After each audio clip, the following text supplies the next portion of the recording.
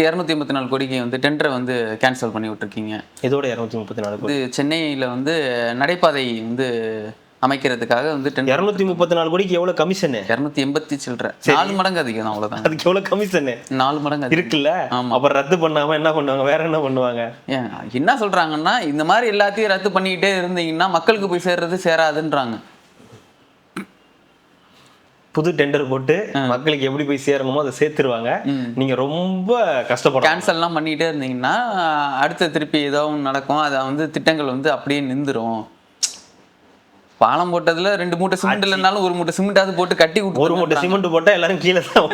அப்புறம் எல்லாருக்கும் சிமெண்ட் போட்டு பூசுற மாதிரி தான் இருக்கும். என்ன நினைச்சிட்டாங்கன்னா, பொது வேட்பாளரா போட்டுட்டா அண்ணன் டைரக்டா சட்டசபைக்கு போயிடுவாரு. லூசு லூசு குடத்தை குப்புற வச்சு அடிக்கிற லூசு தான். நீ குடத்தை நிமித்தி வச்சு அடிச்சாலும் பைப்ல அங்க அடிச்சாதான் தண்ணி வரும். அப்பதான் நீ பிடிக்க முடியும். குடத்தை குப்புற வைக்கிறதுனால மட்டும் ஒன்னும் ஆயிடாது. அதை புரிஞ்சுக்கிட்டு அங்க அவங்க என்ன பிளான்னா, அங்க அவர் நிக்க வச்சிட்டோம்னா தாவேக்கா ஓட்டு. எனக்கு சொல்லும் போது தண்ணி பிடிக்க வரணும்னு நினைக்கிறவன் தண்ணி கலரா வச்சு பிடிப்பான். நான் பம்ப் அடிக்க வரணும்னு அதான் பம்ப் அடிச்சு அனுப்பிச்சு விடுறாங்க. ஒரு பெண்ணை பார்த்து அதான். நீங்க வேணா பொது தொகுதியில நின்று ஜெயிக்கணும்னா ஒன்றும் பிரச்சனை இல்லை. யார் யாரெல்லாம் எனக்காக நிக்க வழி விடுறீங்களோ அவங்கள்ட்ட எனக்கு கொடுத்துருங்க, நான் வந்து நின்னுக்கிறேன். என்னத்தை கொடுக்கணும் அப்படின்னா, ஆதரவு தான். ஆதரவு கொடுத்துருங்க, நான் வந்து நிக்கிறேன். ஆதரவு கொடுத்துருங்கன்னா அதான் ஆதரவு கொடுத்துருங்க, ஆதரவு கொடுங்க, நான் நிக்கிறேன். நான் நின்று ஜெயிச்சிருவீங்களா? அது கஷ்டம், அது என்னால முடியாது. சரி, ஜெயிச்சாலும் அண்ணன் உள்ள போக மாட்டார்ல. நான் ஒரு ஆள் மட்டும் உள்ள போய் என்ன ஆகுது? அதெல்லாம் போவாரு, அதெல்லாம் போவாரு. இப்ப மட்டும் நீ உள்ள போகணும். நீங்க ஐயா, நான் சொல்றேனே, அண்ணன் அப்பா எல்லாரும் சட்டசபைக்குள்ளார வரணும். வந்தாதான் ஃபன்னா இருக்கும், ஜாலியா இருக்கும். ஐயா அப்பா வரத்துக்கு பிள்ளையே ஒத்துக்க மாட்டாரு. ரெட்ரோலுக்ஸ் குடும்பங்களுக்கு வணக்கம். இன்றைய கார்த்திக் விஷயம் நிகழ்ச்சியில் தமிழகத்தில் நடக்கும் அரசியல் நிலை கார்த்திக்குடன் பேசுவோம். வணக்கம் கார்த்திக். வணக்கம் ஜோ. ரெட்ரோலுக்ஸை தொடர்ந்து சப்ஸ்கிரைப் பண்ணுறவங்களுக்கு மிக்க நன்றி. பண்ணாதவங்க சப்ஸ்கிரைப் பண்ணிவிட்டு வீடியோக்குள்ளே பாருங்கள், லைக் பண்ணுங்கள், கமெண்ட் பண்ணுங்கள், ஷேர் பண்ணுங்கள். நிறைய பேர் நேற்று கூட சூப்பர் தேங்க்ஸ்லாம் வந்து பண்ணியிருந்தீங்க. தூய்மை பணியாளர்கள் அது 12 மாநகராட்சியில் வந்து தனியார் மயத்துக்கு வந்து கொடுக்குறதா இருந்தது. அது அந்த டெண்டர் கேன்சல் பண்ணிட்டு அரசு மயமாக்கணும் அப்படின்னு சொல்லியிருக்காங்க. இதான் சொன்னோம். அந்த இதுக்கு திருமாவளவன் அவர்கள் வந்து கோரிக்கை வச்சிருந்தாரு. இந்த மாதிரி தான் ஐயா இருக்கணும். ஒரு எதிர்கட்சிகள் அப்படின்றது இந்த மாதிரி ஆக்கப்பூர்வமான விஷயங்களை பண்றக்கூடியவங்க, அது கூட்டணி கட்சியோ இல்லை வெளியே எதிர்கட்சியோ, இந்த மாதிரி மக்களுக்கு எதிரான இது இருக்கக்கூடிய விஷயங்களை முன்னெடுத்து சொன்னாங்கன்னா அது அரசு அடிபணியும். இது அடிப்பணினே வச்சுக்கோங்க. இந்த விஷயத்துல அடிப்பணிஞ்சிட்டாங்கன்னே நம்ம வச்சுக்கலாம், தப்பு கிடையாது. ஏன்னா எப்படி நம்ம திமுக ஆட்சியில் இருக்கும்போது இந்த 8 மணி நேரத்துக்கு பதிலாக 12 மணி நேர வேலை அப்படின்னு சொன்னப்போ கம்யூனிஸ்டுகள்லாம் சேர்ந்து போராடி அந்த திட்டத்தை வந்து எதிர்த்து அதை ரத்து பண்ண வச்சாங்களோ, டாஸ்மாக் போலயே திருமண மண்டபங்களையும் இது மைதானங்கள்லயும் சரக்கு அப்படின்னு சொல்லிட்டு இருந்தாங்களோ, மது இதெல்லாம் சொன்னாங்களோ, அதையெல்லாம் எப்படி தடுத்து நிறுத்தினாங்களோ எதிர்கட்சிகள், கூட்டணி கட்சிகள், அதையே தான் இன்னைக்கு செஞ்சிருக்காங்க. 12 மாநகராட்சிகளில் தூய்மை பணியாளர்களை தனியார் மயமாக்குதல் அந்த திட்டத்தை வந்து ரத்து பண்ண வச்சிருக்காங்கன்றது. இப்படி ஆரோக்கியமான சில விஷயங்களை முன்னெடுக்கும் போது தான் அரசுக்கு பயம் வரும். அது இல்லாமல் இந்த அரசுக்கு வந்து மைனாரிட்டி அரசா இருக்காங்க, கூட்டணி ஆட்சியில தான் இருக்காங்க. அப்போ சில விஷயங்களை அவங்க கேட்டுதான் ஆகணும். இந்த மாதிரி நடைமுறைக்கு உகந்த மக்களுக்கு எதிரான விஷயங்களை முன்னெடுக்கிறதா ஆக்கப்பூர்வமான எதிர்கட்சிகளோட வேலை. அதை சிறப்பாக செஞ்சிருக்காங்க, அவங்களுக்கு பாராட்டுகள். இதை பண்ணிட்டு 284 கோடிக்கு வந்து டெண்டரை வந்து கேன்சல் பண்ணி விட்டுருக்கீங்க. இதோட 234 கோடி சென்னையில் வந்து நடைபாதை வந்து அமைக்கிறதுக்காக வந்து 234 கோடிக்கு எவ்வளவு கமிஷன்? 280 சில்லற, 4 மடங்கு அதிகம் தான். அவ்வளவுதான். அதுக்கு எவ்வளவு கமிஷன்? 4 மடங்கு இருக்குல்ல. அப்புறம் ரத்து பண்ணாம என்ன பண்ணுவாங்க? வேற என்ன பண்ணுவாங்க? என்ன சொல்றாங்கன்னா, இந்த மாதிரி எல்லாத்தையும் ரத்து பண்ணிக்கிட்டே இருந்தீங்கன்னா மக்களுக்கு போய் சேர்றது சேராதுன்றாங்க. புது டெண்டர் போட்டு மக்களுக்கு எப்படி போய் சேரணுமோ அதை சேர்த்துருவாங்க. நீங்க ரொம்ப கஷ்டப்பட கேன்சல்லாம் பண்ணிட்டே இருந்தீங்கன்னா அடுத்த திருப்பி ஏதோ ஒன்று நடக்கும். அதை வந்து திட்டங்கள் வந்து அப்படியே நின்றுரும். பாலம் போட்டதுல 2 மூட்டை சிமெண்ட் இல்லைனாலும் 1 மூட்டை சிமெண்டாவது போட்டு கட்டி விட்டு 1 மூட்டை சிமெண்ட் போட்டா எல்லாரும் கீழே தான். அப்புறம் எல்லாருக்கும் சிமெண்ட் போட்டு பூசுற மாதிரி தான் இருக்கும். அதனால அது மாதிரிலாம் பண்ணாம இன்னும் நியாயமா பண்ணுங்க. அதாவது ஒரு 45 நாள் ஆயிடுச்சு, அரசு வந்து அப்படி இருக்கு, லஞ்சம் வாங்குதுன்னா இந்த மாதிரி நிறைய குற்றச்சாட்டுகள் ஒரு பக்கம் கீழே மேல சில விஷயங்கள் வந்து நல்லா இருக்கு, நல்லா போயிட்டு இருக்குன்னு சொன்னா கூட கீழே இன்னும் நிறைய விஷயங்கள் அப்படியே தான் இருக்கு. இன்னும் லஞ்சம் வாங்குறது அது இதுன்னு சில விஷயங்கள்லாம் இருந்துட்டு தான் இருக்கு. கடலூர்ல ஒருத்தர் காரணம் என்னன்னா, இந்த அரசு இப்ப வந்திருக்காங்க, இதுக்கு முன்னாடி இந்த அரசுகளுடைய அதிகாரிகள் தான் இன்னும் அங்க இருக்காங்க. இன்னும் அந்த பழக்கத்துல இருந்து அவங்க எல்லாம் மாறல. ஒரு விஷயத்த சாதாரணமா இப்போ உங்களுக்கு ஒரு போஸ்டிங் அப்படின்னா உங்களுக்கு வருதுன்னா அதை அப்படியே கொண்டு போய் உங்கள்கிட்ட கொடுக்கறதுக்கு உங்களுக்கு மனசு வராது. ஏன்னா அவங்க வந்து வாங்கி பார்த்து பழக்கப்பட்டு எது சும்மா கொடுக்கறதா, என்ன விளையாடுறியா நீ, சும்மா யாராவது கொடுப்பாங்களா அப்படின்ற மாதிரி. நான் எவ்வளவு கொடுத்து வந்திருப்பேன், அப்ப நான் ஒரு ரூபா கொடு 2 ரூபா கொடுன்னு பேரம், இன்னமும் அந்த பேரங்கள் வந்து நடந்துகிட்டு தான் இருக்கு. இது இன்னும் மேல் மட்டம் வரைக்கும் போகல, இந்த அமைச்சர்கள் வரைக்கும் போகல. கீழ்மட்டத்தில் உள்ள அதிகாரிகள் இது மாதிரி பண்ணிட்டு இருக்காங்க. இந்த மாதிரியான அதிகாரிகளை உடனே கண்டுபிடிச்சு அவங்களுக்கான அந்த தக்க தண்டனையை கொடுத்தீங்கன்னா அடுத்தடுத்து வரவங்க கொஞ்சம் பயப்படுவாங்க. இது அப்படியே நீங்க கொஞ்சம் ஃப்ரீயா விட்டீங்கன்னா இது மறுபடியும் அந்த இடத்துக்கு தான் போய் நிக்குமே தவிர குறையாது. அதனால இது லஞ்ச லாவண்யமே இல்லாத அரசுலாம் சொல்லல. ஆனா இந்த லஞ்சமும் லாவண்யமும் இன்னமும் அங்க இருந்துகிட்டு தான் இருக்கு. அதை குறைக்கிறதுக்கு அமைச்சர்களும் முதலமைச்சரும் முயற்சிகள் எடுக்கிறாங்க. ஆனா கீழே உள்ள அதிகாரிகள் அதை செயல்படுத்தினா மட்டும்தான் செயல்படுத்த முடியும். அப்படி செயல்படாத அதிகாரிகளை, வாங்குற அதிகாரிகளை உடனடியாக நீங்க கூப்பிட்டு தண்டிச்சிங்கன்னா அதுக்கான பயம் வந்து கீழே அதிகமா வர ஆரம்பிக்கும். அப்படிதான் ஒருத்தர் தாவேக்கா நிர்வாகி போய் கடலூர்ல என்னமோ மண் அள்ளுறதுக்கு 1 லட்சம் ரூபாய் நினைக்கிறேன், வண்டல் மண் 1 லட்சம் ரூபாய் போச்சா, நீக்கிட்டாங்களா, நீக்கினவங்களாவே இருக்கணும். திருப்பி மன்னிப்பு கடிதம் கொடுத்து மறுபடியும் சேர்ந்துக்கிறேன், 3 மாசத்துல சேர்ந்துக்கிறேன், திருந்திட்டேன், நாதர்ஸ் திருந்திட்டான், யாரா சொன்னா, நாதர்ஸே சொன்னாலாம் சொல்லக்கூடாது. அட்லீஸ்ட் 1 வருஷமாவது கட்சியை விட்டு வெளியே நிக்க வைக்கணும். அப்பதான் இந்த மாதிரி நபர்கள்லாம் திருந்தவங்க. வண்டல் மண்ணல்றதுக்கு இவருக்கு 1 லட்சம் ரூபாய் தரணுமா, இவர் கொடுத்து வச்ச மாதிரி.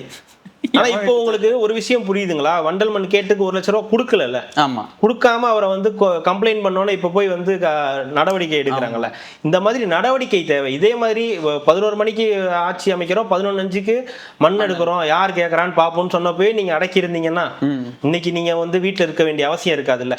உங்களை வந்து பெஸ்டாக எக்ஸாம்பிளா எடுத்திருந்து இன்னைக்கு என்ன மக்களும் கேட்கணும் தான் நம்ம அதுதான் சொல்றேன். அங்க மட்டும் இங்க வந்துட்டு ஃப்ரெஷ் கவர்மெண்ட் வந்துச்சு, இங்க மட்டும் வாய் திறக்க கூடாது. ஒருவேளை வேற எந்த ஆட்சி மாற்றம் வந்தாலுமே நீங்க அதை கேட்கணும் தான். இந்த ஆட்சி வந்தாலும் இது நடந்தாலும் இது நடக்கணும்ன்றதான் நம்மளுடைய. ஓகே, இனிமேதான் சுவாரஸ்யமான செய்திகளுக்கு போறோம். இவ்வளவு நேரம் சுவாரஸ்யமா இல்ல, இவ்வளவு நேரம் சுவாரஸ்யமா இல்ல. இப்பதான் அடிக்கிற நேரம் கபிலா, நம்ம இறங்கி அடிக்கிற காலம் வந்துருச்சுன்ற மாதிரி. நம்ம தமிழ்நாட்டுக்கு 2 முதலமைச்சர் இருக்காங்க. மக்களுக்கான முதலமைச்சர், திமுகக்கான ஒரு முதலமைச்சர் இருக்காங்க. என்னத்துக்கு பாத்தீங்கன்னா தூத்துக்குடி போயிருக்காங்க. ஆமா, கனிமொழி அவர்கள் வந்து தூத்துக்குடி போய் பஸ் ஸ்டாப் வந்து ஸ்டாண்டுன்னதுக்கு சொல்லிட்டேன், அது பஸ் ஸ்டாப், அது பஸ் ஸ்டாப் வந்து அது மாதிரி நிறைய சொன்னீங்களாம். அதான் வந்துலாம் நிறைய வந்து ஃபர்ஸ்ட் டைம் கொஞ்சம் மன்னிச்சிருங்க, சும்மா சொன்னாங்க, சொன்னதை சொன்னேன். அவங்க தான் சொல்லிட்டாங்களே அவன் தேவையில்லை, அவன் கிடக்குறான், நீங்க ப்ரோக்ராம் பண்ணுங்கன்ட்டாங்களே, அப்புறம் என்ன உங்களுக்கு இதை விட வேற என்ன வேணும் உங்களுக்கு? இதுக்கு இதுவா நான் இல்லாம ப்ரோக்ராம் பண்றதுக்கு உங்களுக்கு ஆரம்பிச்சாச்சு. தம்பி ரெடி ஆயிட்டான், போயிருக்காங்க. இதுவே எங்க தலைவரோட ஆட்சியா இருந்துச்சுன்னா 1 வாரத்துக்குள்ள பின்ன உங்கள்கிட்ட ஒண்ணு சொல்றாங்க, நீங்க அந்த பதவியில இல்ல, ஆனா நீங்க ஒரு எம்பி, உங்களால முடியும், இது நீங்க நான் எடுத்து சொல்றேன், இதை நான் வந்து என்னன்னு கன்சல்ட் பண்றேன், சம்மந்தப்பட்ட அமைச்சர்கள்ட்ட பேசுறேன், இல்ல நான் பேச வைக்கிறேன், இல்ல அதிகாரிகள்ட்ட சொல்றேன்னு சொன்னா அது மரியாதை. எங்க ஆட்சி இல்லையே அப்படின்னா என்னன்னா, எங்களுக்கு நீங்க ஓட்டு போடல அனுபவி, உனக்கெல்லாம் நான் செய்ய முடியாது, ஓட்டு போட்டிருந்தா தான் நான் செய்வேன், நீ என்னைய போட்டு ஜெயிக்க. இது இப்பன்னு இல்லைங்க, கனிமொழி அவர்கள் எப்பவுமே இதே வேலையா தான் இருப்பாங்க. 2016 இந்த மாதிரி நீங்க சொன்னாங்க மது விலக்கு வரும், 2022 நாங்க 2016 தான் சொன்னோம், 2021 சொல்லலையே. அப்ப நீங்க என்ன ஓட்டு போட்டு எங்களை ஜெயிக்க வச்சீங்களா? அப்ப நீங்க எங்களை ஜெயிக்க வச்சிருந்தா நாங்க அதை செஞ்சிருப்போம். இப்போ வந்து எங்களை கேட்கறீங்களேன்னு கேட்கறது என்னன்னா, எங்களுக்கு ஓட்டு போட்டா செய்வோம், இல்லன்னா நாங்க செய்ய மாட்டோம் அப்படின்றத அவங்களோட. அதை விட கொடுமை அவருதான், அதை விட கொடுமை அந்த எம்எல்ஏ பக்கத்திலே நிக்கிறாரு நம்ம அனிதா. ஆமா, கனிமொழி பேசிக்கிட்டு இருக்காங்க, எம்பி, இவரு நம்ம இதுக்கு சம்பந்தமே கிடையாது, நம்ம எங்கேயோ நிப்போம், யாரோ எவரோ அப்படின்ற மாதிரி அவர் வந்து நிக்கிறாரு. அப்புறம் எல்லாம் இதுதான் பிரச்சனையே. வராங்க சம்பந்தப்பட்ட வராங்கன்னா அவங்கள மக்கள்கிட்ட பேசவே விடுறது இல்லை. போப்பா நீ கேட்க என்ன பழக்கம் அது?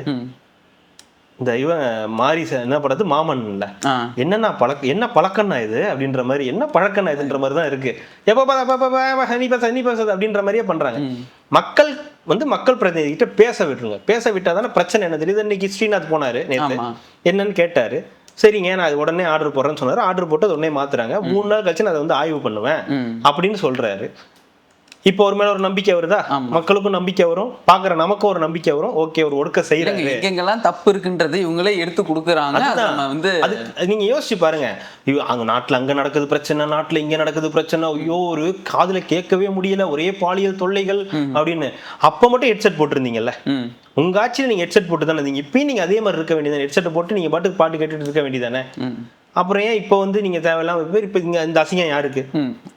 உங்களுக்கு ஓட்டு போட்டா செய்வோம், இல்லைன்னா செய்ய மாட்டோம்ன்றது நல்ல ஒரு தலைமைக்கு அழகு கிடையாது. அதே நேத்து அழகா வந்து அமைச்சர் வந்து டேக் கேர் எடுத்துக்கிட்டு நான் நீங்க பண்றதெல்லாம் கவர் பண்ணிக்குது, அவ்வளவுதான் நாங்க பாத்துக்கிறோம் அப்படின்னு எடுத்துட்டு போயிட்டாங்க. என்ன போற பஸ் அங்க ஒரு 2 நிமிஷம் நின்றுட்டு போப்பா அப்படின்றாங்க, முடிஞ்சு போச்சு. நல்ல முன்னெடுப்பு, அவ்வளவுதான். ஒரு மக்கள் கேட்கறது அவ்வளவுதானங்க, வேற என்னங்க கேட்டாங்க? எங்களுக்கு தமிழ்ல மொழி பாடம் எடுங்க, எங்களுக்கு என்ன கொள்கைகளை சொல்லுங்க, உங்க கொள்கைகளை நாங்க அப்படியே உள்வாங்கி நாங்க அப்படியே உங்களுக்கு ட்ரெண்ட் மாறிக்கிட்டு இருக்கு. நீங்க ட்ரெண்டுக்கு ஏத்த மாதிரி மாறாம நாங்க இன்னும் அப்படியே தான் இருப்போம். இப்ப எனக்கு காலையில இருந்து எனக்கு நேத்துல இருந்து இல்ல என்ன இப்ப தமிழை கொன்னுட்டாரு. அவர் ஏதாவது இங்கிலீஷ்ல பேசினாரா, இல்ல ஓவராலாவே இனிமே தமிழே கிடையாது, இனிமே சமஸ்கிருதம் தான் சொல்லிட்டாரா, இல்ல இனிமே எல்லாரும் தங்கிலீஷ்ல தான் படிக்கணும்னு சொல்லிட்டாரு, இல்ல பாடப்புத்தகத்துல தங்கிலீஷை கொண்டு வந்துட்டாரா? எதுவும் கிடையாது. புக்ல படிக்கிறவங்க புக்ல படிச்சுக்கிட்டு தான் இருக்க போறாங்க. இன்னும் புக்கெல்லாம் வர்றது தமிழ்ல தான் வந்துகிட்டு இருக்கு. நான் சொல்றது நம்ம கடையில வாங்கி படிக்கக்கூடிய புக்குகள் இன்னும் தமிழ்ல வந்துகிட்டு தான் இருக்கு. அரசு தமிழ்ல படிக்கிறதுக்கு, தமிழை வளர்க்கறதுக்கு நல்ல முன்னெடுப்பை எடுக்கணும். ஆனா அதை சிஎம் தான் பண்ணணும். சிஎம் அப்படி எழுதிட்டதுனாலே தமிழ் அழிஞ்சிரும் அப்படின்றதெல்லாம் கிடையாது. ஏதாவது ஒண்ணு உருட்டணும், புதுசா எதையாவது பிடிச்சி உருட்டணும், உடனே அவர் பேசினாரு, உடனே ஸ்பெல்லிங் மிஸ்டேக் பண்ணிட்டாரு அப்படின்னு வந்து எடுத்துக்கிட்டு வராங்க. உதயநிதி ஏதோ ஒரு நல்ல வார்த்தையை தப்பா தானே சொன்னாரு, ஏதோ ஒரு விரிவாக்கத்தை தப்பா தான் சொல்லிட்டு போனாரு. ஏதோ ஒரு முக்கியமான இது நிறைய இருக்கு. அப்படிலாம் பார்த்தா அது கல்வித்துறை அமைச்சரே போர்ட்ல போய் எழுதும் போது அப்படித்தானே எழுதினாரு. இந்த மாதிரி எவ்வளவு விஷயங்கள் இருக்கு, நம்ம சொல்லலாம். பட் என்ன பண்றது. அப்புறம் முக்கியமான விஷயம், அம்பாசமுத்திரம் தொகுதியில வந்து சீமான் அவர்கள் வந்து பொது வேட்பாளரா வந்து போட்டி போடுறது உறுதி சொல்லிட்டாங்க. போட்டி போடுறது உறுதிட்டாங்க. 6 தொகுதியிலுமே அவங்க வந்து போட்டி போறாங்க. நாம் தமிழர் போட்டி போடுது. ஆனால் அம்பாசமுத்திரத்தில் அவர் போட்டி போடுறாரு. அவரு போட்டி போடுற மட்டும் பொது வேட்பாளர், அங்க வந்து கேண்டிடேட் இருக்க மாட்டாங்க. டிவிகே நிப்பாங்க. டிவிகே நிக்கிறாங்கன்னா அந்த இடத்துல வந்து திமுகவோ அதிமுகவோ யாரும் இருக்க மாட்டாங்க. டைரக்டா அண்ணன் தான் நிப்பாரு. இவங்க என்ன நினைச்சாங்கன்னா பொது வேட்பாளரா போட்டுட்டா அண்ணன் டைரக்டா சட்டசபைக்கு போயிடுவாரு. லூசு குடத்தை குப்புற வச்சு அடிக்கிற லூசு தான். நீ குடத்தை நிமித்தி வச்சு அடிச்சாலும் பைப்ல அங்க அடிச்சாதான் தண்ணி வரும், அப்பதான் நீ பிடிக்க முடியும். குடத்தை குப்புற வைக்கிறதுனால மட்டும் ஒன்னும் ஆயிடாது. அதை புரிஞ்சுக்கிட்டு அங்க அவங்க என்ன பிளான்னா, அங்க ஒரு நிக்க வச்சிட்டோம்னா தாவேக்கா ஓட்டு. எனக்கு சொல்லும் போது தண்ணி பிடிக்க வரணும்னு நினைக்கிறவன் தண்ணி கரெக்டா வச்சு பிடிப்பான், நான் பம்ப் அடிக்க வரணும்னு அதான் பம்ப் அடிச்சு அனுப்பிச்சு விடுறாங்க. ஒரு பெண்ணை பார்த்து அதான் அதுல ஏதோ ஒரு பாட்டு போடுவாரு, ஒரு பொய்யாவது சொல் கண்ணே, தேர்தலில் வெற்றி பெற்று விட்டேன் என்று. ஜீரோ கன்ஃபார்ம் தானா? ஜீரோ தான், வழக்கம் போல ஜீரோ தான்.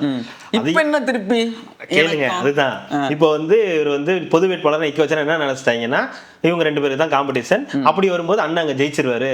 அங்க அவங்களோட சமூக ஆட்கள்லாம் நிறைய பேர் இருக்காங்க. உங்க சொந்த ஊர்லயே உங்களை வந்து 4வது இடத்துக்கு தான் நிக்க வச்சிருக்காங்க. வா தம்பி எங்க இருக்க, நல்லா இருக்கியா அப்படின்னு எல்லாம் பேசிட்டு வெத்தலை பாக்கு போட்டு நல்லா பேசி போட்டு அப்படின்ட்டு போயிட்டாங்க. என்ன நினைச்சாங்க, 4வது ரோல இவர் இருக்காருன்னா 4வது தான் கொண்டு வரணும்னு நினைச்சிட்டானுங்களா என்னன்னு தெரியல. 4வது கொண்டு இப்போ பொது வேட்பாளரா அம்பாசமுத்திரத்துல போய் நிக்க போறாரு. அங்க வந்து பொது வேட்பாளர் நிக்க வச்சோன்னா திமுக அதிமுக இது என்னென்னலாம் கட்சி இருக்கோ அதெல்லாம் சேர்ந்து அண்ணனுக்கு ஓட்டு போட்டு அண்ணனை தூக்கி நிலை நிறுத்திடுவாங்கன்னு என்ன. அப்படி கிடையாது. நீங்க 2 பேரும் போட்டி போடலாம், திமுக அதிமுக அங்க கதிக்கு வராம இருக்கலாம், இவரை கொண்டு போய் சட்டசபையில உட்கார வச்சிடணும்னு நினைக்கிறாங்க. அப்ப அவ்வளவு வீக்கா இருக்கீங்க, திமுகவும் அதிமுகவும் அவ்வளவு வீக்கா இருக்கீங்க, பேசுறதுக்கு அங்க ஆள் இல்ல. இப்ப Edappadi Palaniswami waste, Udhayanidhi Stalin waste, Premalatha waste, அங்க இருக்கக்கூடிய மற்ற எதிர்கட்சிகள் அத்தனை பேரும் வேஸ்ட். ஒரே ஒரு குறுக்கள் வர்றாரு பிஜேபி ஆளு, அவரு வேஸ்ட். ஒரே ஒரு இவர் இருக்காரு காமராஜ், அவரு இந்த பக்கம் வந்துட்டாரு. இந்த பிரச்சனை இருக்கிறதுனால இவர் போனோன்னு அங்க அப்படியே பேசி அப்படியே எதிர் டீம் அப்படியே கலக்கலக்க வச்சிருவாரு போல. ஒட்டுமொத்த 108 பேரையும் 107 பேரையும் இவர் பேச்சால அங்க அப்படியே போய் அப்படியே ஜெயிச்சு உள்ள போனாலும் ஓரமா உட்கார வைக்க போறாங்க. அந்த கார்னர்ல போய் உட்காந்துருக்கு, இந்த பக்கம் வரக்கூடாது அப்படின்னு சொல்லி. சபாநாயகர் ஏங்க நான் கொஞ்சம் பேசணும் உட்கார்வா அப்படின்பாரு. மாண்புமிகு பேரவைத்தலைவர்களே உங்கள் நேரம் முடிந்து விட்டு உட்காரு. நான் சும்மா இருந்து பேசினா 3 மணி நேரம் பேசுவேன். எனக்கு சீமான் அவர்கள் போறதை விட ஒருவேளை தலைவரே ஜெயிச்சு போறாருன்னு வச்சுங்க, திருச்சி கிழக்குல ஜெயிக்க விட்டுறணும்.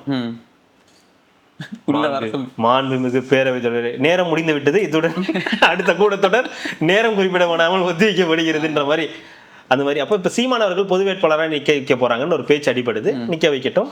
மீண்டும் அண்ணன் ஒத்துக்குவாரா அந்த கேள்வி? அண்ணன் தான் ஒத்துக்கிட்டாரே. இது அது எப்ப சொன்னாரு? சமுத்திரத்துல நிக்கிறது ஒத்துக்கிட்டாரு. அது ஓகே. பொது வேட்பாளரா நிக்க வைக்கிறது என்னன்னா, தன்னால ஜெயிக்க முடியாதுன்னு அவருக்கு தெரிஞ்சு போச்சு. தன்னோட கட்சி ஒரு கட்சியை வச்சு அவரால் ஜெயிக்க முடியாது, நம்மளால பாசிபிலிட்டிஸ் கிடையாது, நம்ம அந்த அளவுக்கு ஒருத்தல்ன்றது முடிவு பண்ணிட்டாங்கன்ற பட்சத்துல இது நடக்கிறதுக்கான வாய்ப்புகள் இருக்கு. எனக்கு என்னமோ அப்படிதான் தோணுது. ஏன்னா நீங்க எல்லாம் இருந்தீங்கன்னா எனக்கு ஓட்டு போட மாட்டாங்க, நீங்க எல்லாம் இல்லாம இருங்க எனக்கு ஓட்டு போடுவாங்க. இப்ப என்ன நடக்க போகுதுன்னா, வரலாற்றுல தான் நடக்க போகுது. மீண்டும் யாருமே இல்லாமலும் இவர் தோத்தாருன்ற ஒரு வரலாறுல தான் அவர் வந்து உட்கார போறாரு. வேற ஒன்றும் நடக்க போறது. அண்ணன் கோட்டுக்கு அந்த பக்கெட் இருக்கணும், இல்ல இந்த பக்கெட் இருக்கணும், நடுவில் எப்படி நிப்பாரு? லாரி வரும், டிவிக்கேன்ற லாரி வந்து ஏத்த போகுது. இதுதான் இந்த வேலையை தான் அவர் எதிர்பார்த்துக்கிட்டு இருக்காரு. அதனால வந்து இப்போ வந்து பேசுவாங்கல்ல, அது பிரச்சனை, திமுக கூட்டணி வைக்க மாட்டோம்னா அதுக்கான அடித்தளமே இதுதான். திமுக கூட்டணி வைக்க டைரக்டா கூட்டணி வைக்க அவசியம் இல்லை. அந்த இடத்துல அவங்க போட்டியிடாம உங்களை போட்டியிட வைக்கிறாங்கனால இதுவே கள்ள கூட்டணி தானே. இப்போ இதுக்கு டைரக்டா நீங்க காங்கிரஸ் கூட டிவிக்கு கூட்டணி வச்சதை பத்தி நீங்க சொல்லுவீங்கல்ல, அதுக்கு இணையான வேலை தான் இது. ஒருவேளை அப்படி நடந்தா, இது வரைக்கும் சொல்லிட்டாரு.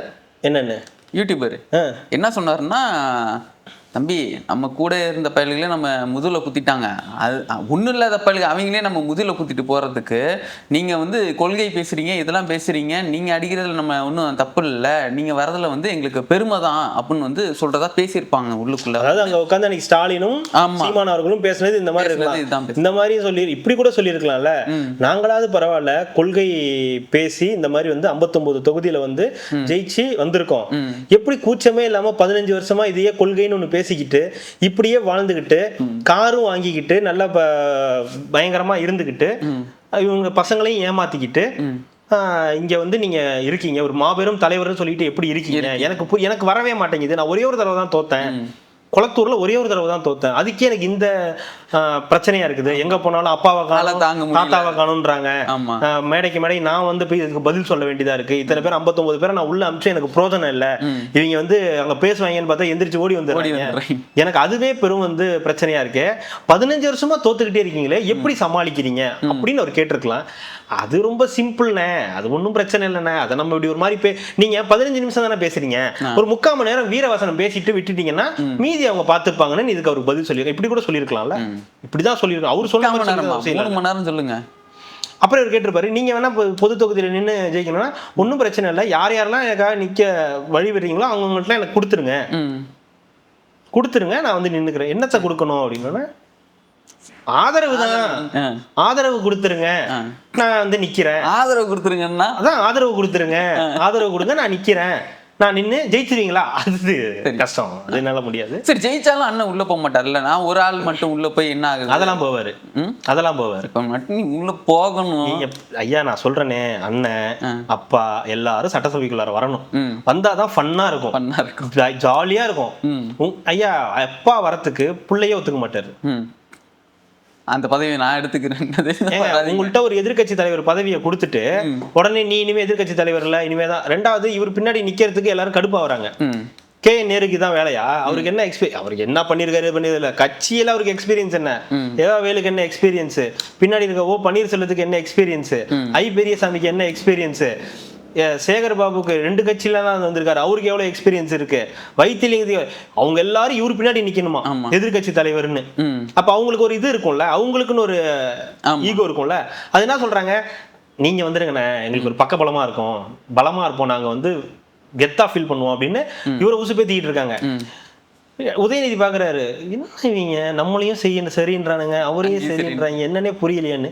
அவர் என்ன சொல்லிட்டு போறாரு, அதை பத்தி நாங்க முடிவெடுக்கல, திருச்சி கிழக்குல நாங்க போட்டி போறது முடிவெடுக்கலன்னு. எனக்கு தெரிஞ்சு தாவேக்கா அங்க டஃப் கொடுக்க தேவையில்லைன்னு நினைக்கிறேன், விட்டுறணும், ஜெயிச்சுட்டு வாங்க உள்ள வாங்க அப்படின்னு சொல்லி விட்டுறணும். வந்தாதானே இருக்கு தெரியும் எப்படி இருக்கு அப்படின்னு, இவர் தலைமையில எப்படி இருக்கு அவர் தலைமையில எப்படி இருக்குன்றது தெரியும். ஆனா அதுக்கு ஒரு நாளும் உதயநிதி ஸ்டாலின் ஒத்துக்க மாட்டாரு. திருச்சி கிழக்குல போட்டி ஜெயித்தேர்தலில் போட்டி போறதே அவர் ஒத்துக்க மாட்டார், உள்ள வரதே அவர் விரும்ப மாட்டார்.